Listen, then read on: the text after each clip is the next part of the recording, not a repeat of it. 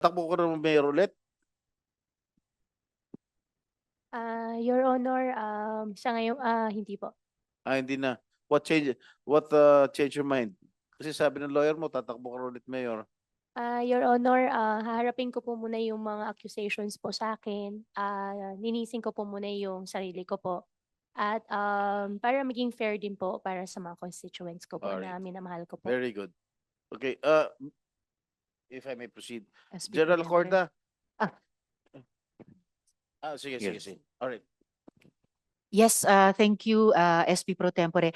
I understand that former Chief PNP Acorda wishes to give an opening statement, and we will allow him to do so. You have the floor, sir. Thank you, Madam. First of all, I want to thank this committee under the leadership of Senator Rizal Ontiveros for inviting me and giving me the chance to clarify things that may have left questions and doubts on me. Before I answer your questions, Your Honors, I would like to emphasize what had really happened before the Bamban Pogo raid last March 13, 2024. Few months before the supposed raid, persistent reports have come to my attention that illegal activities are transpiring in a Pogo hub in Bamban, Tarlac. As the Chief PNP and trained intelligence officer, we conducted case build-up and validated these reports until we were able to come up with a better picture of what is really going on inside the Bamban Pogo hub. Your Honors, barely 17 days before my supposed retirement on March 31, 2024, after having been extended by the President, pinilit ko po na trabahuin sa tulong ng mga taong nagbigay ng mahalagang impormasyon through prompt interagency coordination with task agencies and other intelligence units, lalong-lalo na po ang ating kasama si Yusek Gilbert Cruz po sa PAOK, we were able to carry out said law enforcement operations successfully. Indeed, that operation played a crucial role in exposing the truth about the Pogos operating in the country, wherein it involves various illicit activities, including the proliferation of illegal drugs, human rights violations, human trafficking, and other criminal acts. Personally, I am happy with what I see in the Senate and even in the Quad Committee hearing in the Congress. The public is becoming increasingly aware of the significant role that illegal Pogo operations play in various criminal activities across the country. At this point, Your Honor, may I clarify the photos of me with some persons of interest that have surfaced during the previous Senate hearing. As with regards to the photo with Mr. Tony Yang, una ko po nakita at nakilala si Mr. Tony Yang last December 2020 nung ako po ay naging Deputy Regional Director for Administration ng Police Regional Office 10 in Cagayan de Oro City. I met him acting in my capacity as the DRDA in some official and social occasions, him being a member of a local Filipino-Chinese Business Chamber of Commerce. Sumunod po ay nung ako po ay naitalaga bilang Regional Director ng nasabing rehiyon noong November 2021. Masasabi ko po ng aming pag-uusap ay patungkol sa seguridad at peace and order ng rehiyon and to promote conducive business environment. I met him not on personal basis, but him representing a business group in Cagayan de Oro City.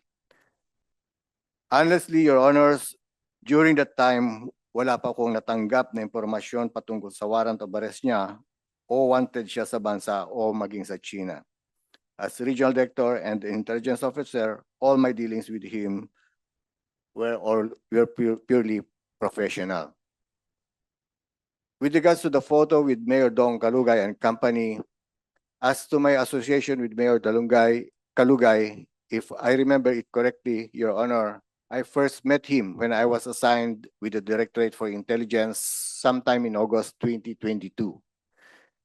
He was inviting me then to be their guest of honor and speaker for their incoming town fiesta in Sual, of which I respectfully declined. Dati po kasi akong Chief of Police ng Bayan ng Sual sometime in 1995 when I was still a young lieutenant. Until my appointment as the 29th Chief of the Philippine National Police last April 24, 2023, Your Honors, for the first few months after having been appointed as the new Chief PNP, several personalities such as businessmen, local politicians whom I have formerly met, former colleagues and friends have visited me to extend their felicitations. In this case, I presume that he called my office and sought for a courtesy call visit which he had secured. As to his entourage during the visit, I have no personal knowledge whom he was tagging along with. Based on my recollection, the photo that was shown was taken last May 6, 2023, barely 2 weeks after my appointment. And as I recall, marami po akong bisita during that time, hindi lang po ang grupo ni Mayor Kalugay. I hope this explanation clarifies any misunderstanding and dispels any doubts regarding my character. And Your Honors, once again, thank you very much for this opportunity. If there are other questions that needs to be clarified, I am ready to answer them, Your Honor. Madam Chair, if I Sa- may.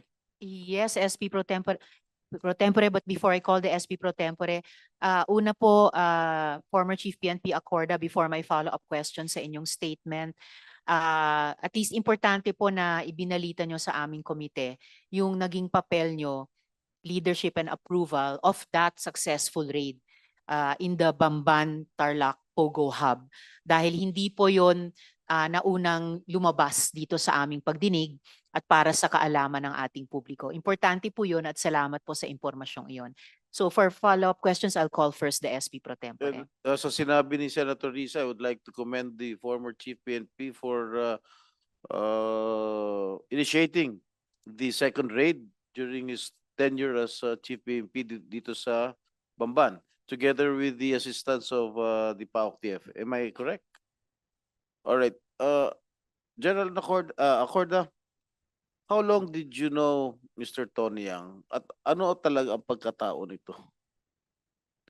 Your Honors, as I stated, una ko siya nakilala nung naging DRD ako, and yung pagkatao niya po, I've heard about